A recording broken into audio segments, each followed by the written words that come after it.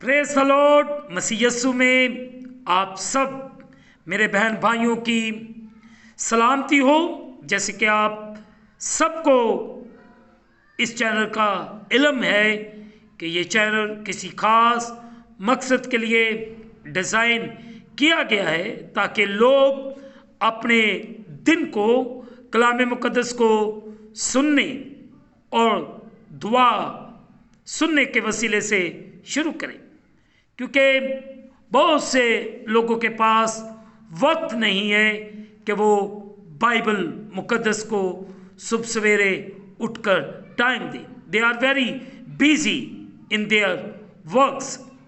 सो मेरी आप तमाम बहन भाइयों से दरख्वास्त है कि बराए मेहरबानी अगर आप कलाम नहीं पढ़ सकते तो कलाम को ज़रूर सुने और दूसरों तक भी इसको कन्वे करें ताकि आपके दूसरे बहन भाई, दोस्त और अजीज़ो अकारब इस चैनल के थ्रू बरकत को रिसीव करें। आए आज के इस खूबसूरत दिन को ज़बूर नंबर 126 से शुरू करेंगे। इस ज़बूर की कुल आयात जो हैं वो 6 आयात हैं। इस ज़बूर का जो मेन टाइटल है रिहाई के लिए इल्तिजा। अजीज़ों, ये ज़बूर भी हैकल की ज़ियारत के लिए लिखा गया और गाया गया। अजीज़ों, ज़बूर नवीस इस ज़बूर में बड़े वाज़िया तौर पर बयान देते हैं। आए हम सब मिलकर इस बयान को सुने। जब खुदावन सेहून के असीरों को वापस लाया तो हम ख्वाब देखने वालों की मानित थे। उस वक्त हमारे मुंह में हंसी और हमारी जुबान पर रागनी थी। तब कौमों में यह चर्चा होने लगा कि खुदावन ने इनके लिए बड़े बड़े काम किए हैं। खुदावन ने हमारे लिए बड़े बड़े काम किए हैं, वो हम शादमान हैं। ऐ खुदावन, जनूब की नदियों की तरह हमारे असीरों को वापस ला। जो आंसुओं के साथ बोते हैं वो खुश के साथ काटेंगे। जो रोता हुआ बीज बोने जाता है वो अपने पोले लिए हुए शादमान लौटेगा। मुक़द्दस पाक कलाम के पढ़े और सुने जाने से हम तमाम सुनने वालों को खुदावंद के पाक कलाम के वसीले से बरकत मिले। आमीन। आए अजीज़ों, ये ज़बूर जो पढ़ा गया है इस पर थोड़ी देर के लिए गौर खोज करें। ज़बूर नंबर 126 में की पहली आयत सिहून के असीरों को वापस लाया। ये एक तकनीकी फिक्रा है जिसका मतलब है सिहून की खुश नसीबी को बहाल किया। अगर हम ज़बूर 14 उसकी 7 आयत को देखें तो यहाँ पे हमें एक बड़ा खूबसूरत बयान मिलता है। ज़बूर 14 उसकी 7 आयत, काश के इस्राएल की निजात सिहून में से होती। जब खुदावन अपने लोगों को असीरी से लौटा लाएगा तो याकूब खुश और इस्राएल शादमान होगा। अजीज़ों, फिर हम एक और हवाला देखते हैं। मुक़द्दस अय्यूब की किताब उसका 42वां बाब उसकी 10 आयत। यहाँ पे भी मुक़द्दस अय्यूब बड़े वाजिया तौर पर बयान देते हैं। और खुदावंद ने अय्यूब की असीरी को जब उसने अपने दोस्तों की दुआ की और बदल दिया। और खुदावंद ने अय्यूब को जितना उसके पास पहले था उसका दोचन दिया। आज भी अगर हम खुदावंद के कलाम पर यकीन करें, भरोसा करें, तो खुदावंद हमें पहले से ज्यादा देता है। हमें यकीन करने की जरूरत है। अजीजों, सेहून यरूशलेम के शहर में एक मुकद्दस पहाड़ था। इसे अक्सर शहर के नाम से भी मंसूब किया गया है। इस बहाली का कुछ हिस्सा 701 कबलस मसीह में अमल में आया, जब असूरी बादशाह सगनीब, जिसने यरूशलेम पर कब्जा करने की धमकी दी थी, नबूवत की तकमील के तौर पर वापस चला गया। तब गिरदोनवा की अक़वाम ने यहूदा के बादशाह हिजकिय्याह को तवाइफ भेजे। अगर आप दूसरी तवारीख देखें, दूसरी तवारीख, अगर आपके पास खुदावंद का जिंदा पाक कलाम मौजूद है तो आप मेरे साथ निकालें दूसरी तवारीख, उसका बाब नंबर 32वां बाब, उसकी 22 और 23 आयत। मुकद्दस पाक कलाम में से दूसरी तवारीख, उसका 32वां बाब, उसकी 22 और 23 आयत। यहाँ पे यूँ लिखा है, यूँ खुदावंद ने हिजकिय्याह को और यरूशलेम के बाशिंदों को शायद असूर सनकीब के हाथ से और उन सबों के हाथ से बचाया और हर तरफ उनकी रहनुमाई की। और बहुत लोग यरूशलेम में खुदावंद के लिए हदिये और शायद यहूदा हिजकिय्याह के लिए कीमती चीज़ें लाए, यहाँ तक कि वो उस वक्त से सब कौमों की नज़र में मुमताज़ हो गया। अजीज़ों, हमने यहाँ पे खूबसूरत बात सीखी है। अजीज़ों, ये बहाली बड़े पैमाने पर तब मुकम्मल हुई जब यहूदी 538 कबल मसीह में बाबल की जलावतनी से यरूशलेम वापस लौटे। आप देख सकते हैं इज़रा और नेहमिया का तारफ आप ज़रूर पढ़िएगा। फिर हम सीखते हैं इसी ज़बूर में से उसकी आयत नंबर 5 और 6, जो आंसुओं के साथ बोते हैं वो खुशी के साथ काटेंगे। अजीजों, आंसू, हमें इस बात पर भी गौर खोज करने की ज़रूरत है। दिल शक्निगनी और हलीमी, जिसका इजहार दिली दुआ के ज़रिए हो, उसका रद्द-ए-अमल रूहानी नएपन, बेदारी और खुदा के कुदरत भरे काम की सूरत में निकलता है।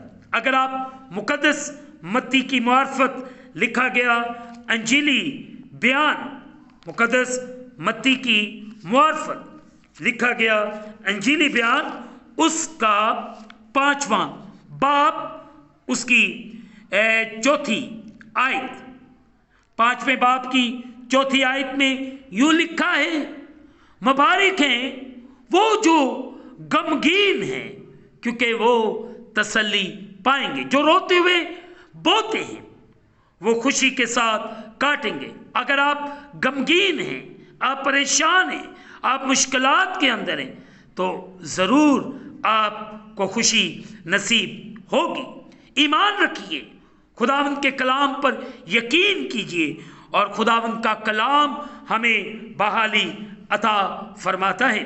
फिर हम मुकद्दस पौलुस रसूल का बयान देखते हैं जो उन्होंने कुरिन्थुस की कलीसिया को दिया।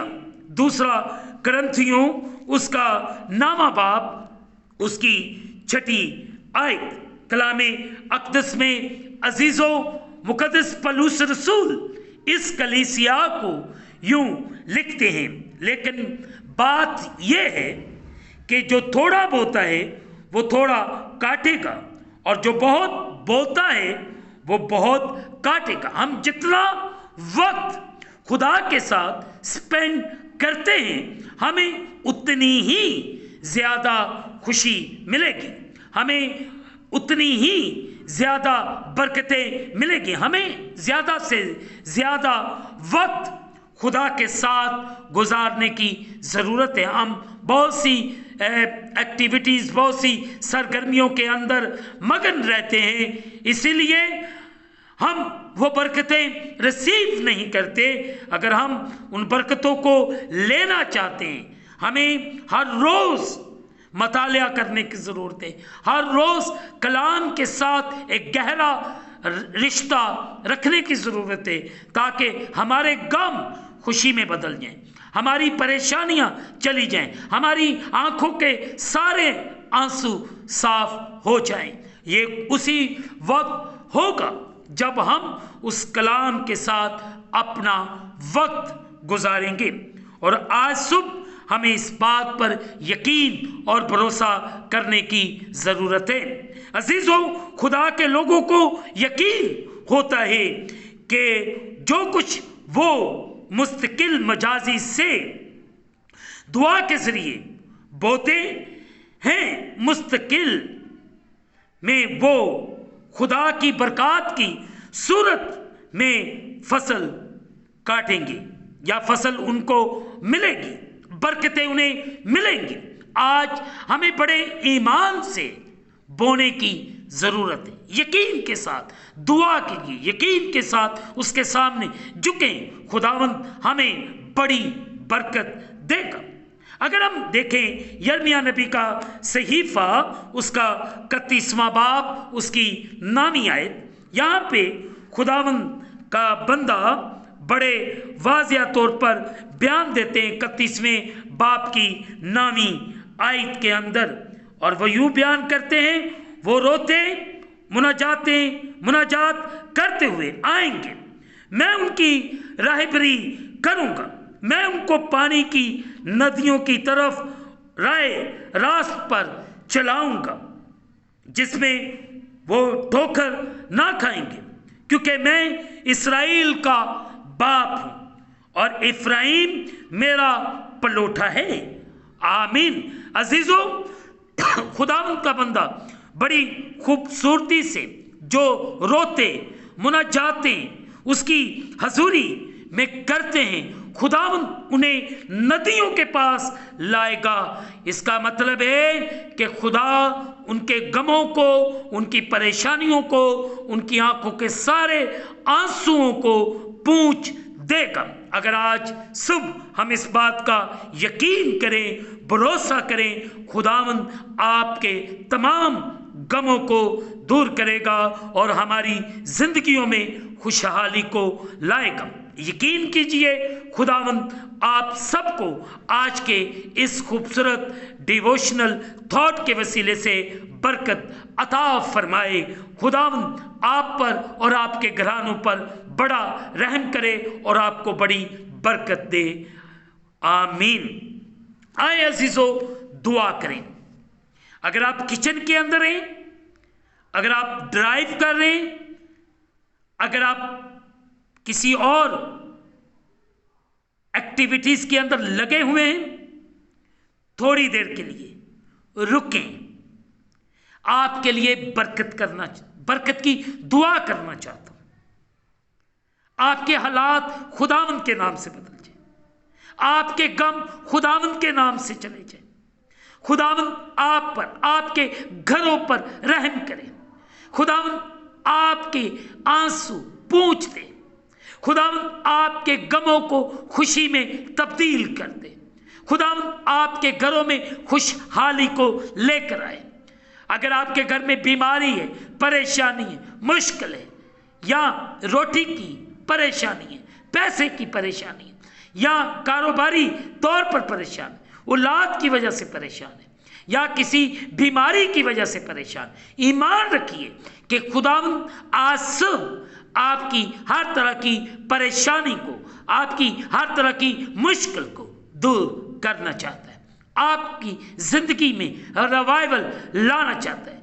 खुदावंद मैं तेरा खादम होते हुए तेरे बंदों, बंदियों, तेरे प्यारों के लिए बरकत की दुआ करता हूं। इन सब पर रहम कर, फजल कर, और अपने आसमान को खोल और अपनी बरकत को नाज़िल फरमा।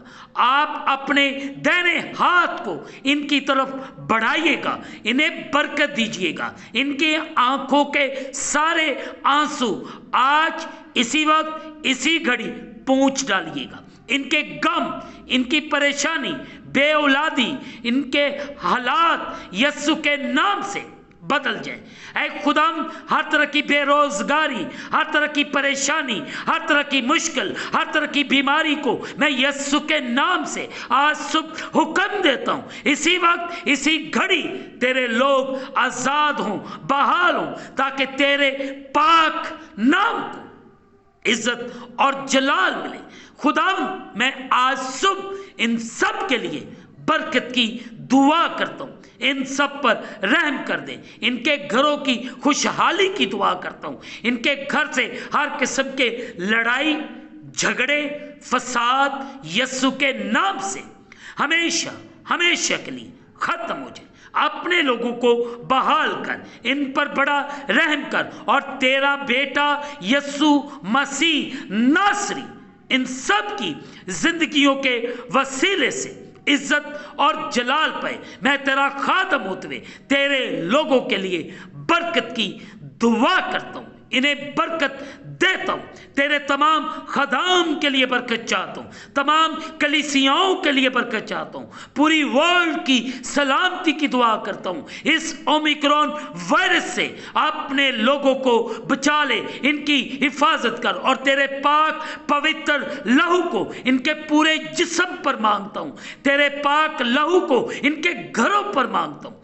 और जितने इस वायरस के अंदर मुब्तला हैं, घरों के अंदर है, हॉस्पिटल के अंदर है, मैं उनके शिफा के लिए इल्तिजा करता हूँ। मैं तमाम डॉक्टर्स, नर्सेस, पैरामेडिकल स्टाफ के लिए बरकत चाहता हूँ। इजराइल, यरूशलेम की सलामती की दुआ करता हूँ। वतन अजीज पाकिस्तान की सलामती की दुआ करता हूँ। तमाम बस्तियों के लिए बरकत चाहता हूँ। ऐ खुदा, नौजवान बेटों और बेटियों के लिए बरकत चाहता हूँ। तमाम तालिब इल्मों के लिए बरकत की दुआ करता हूँ। तमाम अदारों के लिए बरकत चाहता हूँ। सब पर रहम कर, फजल कर, और अपने आसमान को खोल और अपनी बरकत को अपने लोगों पर नाज़िल फरमा, और बड़ी बरकत दे। और आज सुबह तेरे लोग अपनी बरकत को रिसीव कर रहे हैं, इन्हें बरकत दे, इन पर रहम कर। इनके घरों में ऐ खुदाम तो खुदा, ये दरवाजे इनके घरों के,